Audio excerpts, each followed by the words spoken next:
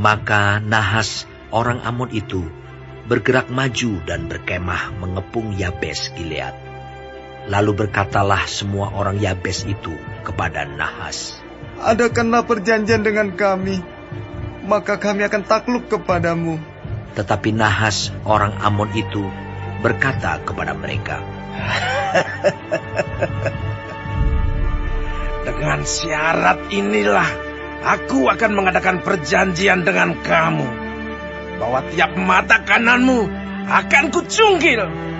Dengan demikian, aku mendatangkan malu kepada segenap orang Israel."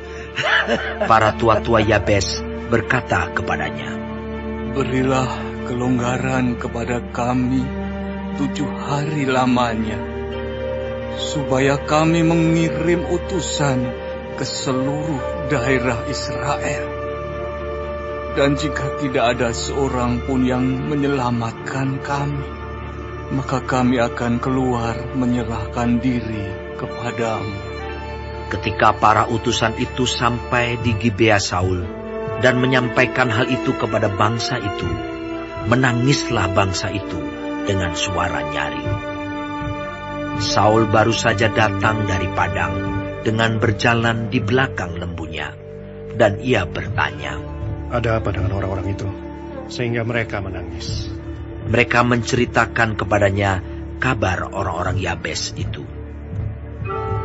Ketika Saul mendengar kabar itu, maka berkuasalah roh Allah atas dia, dan menyala-nyalalah amarahnya dengan sangat. Diambilnyalah sepasang lembu, dipotong-potongnya, lalu potongan-potongan itu dikirimkannya ke seluruh daerah Israel dengan perantaraan utusan. Pesannya, "Siapa yang tidak maju mengikuti Saul dan mengikuti Samuel, lembu-lembunya akan diperlakukan juga demikian." Lalu Tuhan mendatangkan ketakutan kepada bangsa itu, sehingga majulah mereka serentak. Ketika Saul memeriksa barisan mereka di Bezek, maka ada 300.000 orang Israel dan 30.000 orang Yehuda. Kepada para utusan yang datang itu dikatakan, "Beginilah kamu katakan kepada orang-orang Yabes Gilead, besok pada waktu panas teriknya matahari, akan datang bagimu penyelamatan." Ketika para utusan kembali dan memberitahukan hal itu kepada orang-orang Yabes, bersukacitalah mereka. Lalu orang-orang Yabes itu berkata kepada Nahas, "Besok kami akan keluar menyerahkan diri kepadamu. Maka bolehlah kamu lakukan terhadap kami apapun yang kamu pandang baik."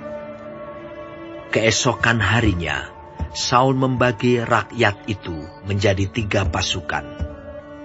Mereka itu masuk ke tengah-tengah perkemahan musuh pada waktu kawal pagi dan memukul kalah orang-orang Amon sebelum hari panas.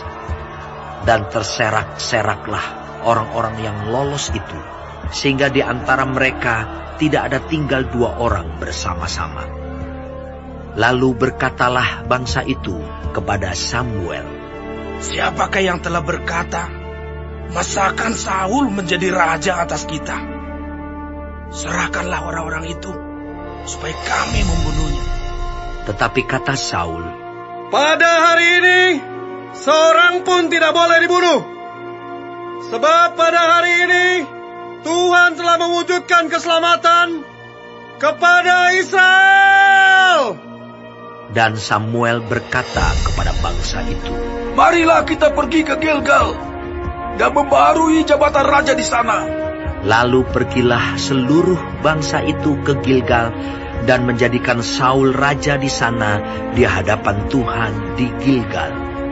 Dan mereka mempersembahkan di sana korban keselamatan di hadapan Tuhan, dan bersukarialah di sana Saul dan semua orang Israel dengan sangat.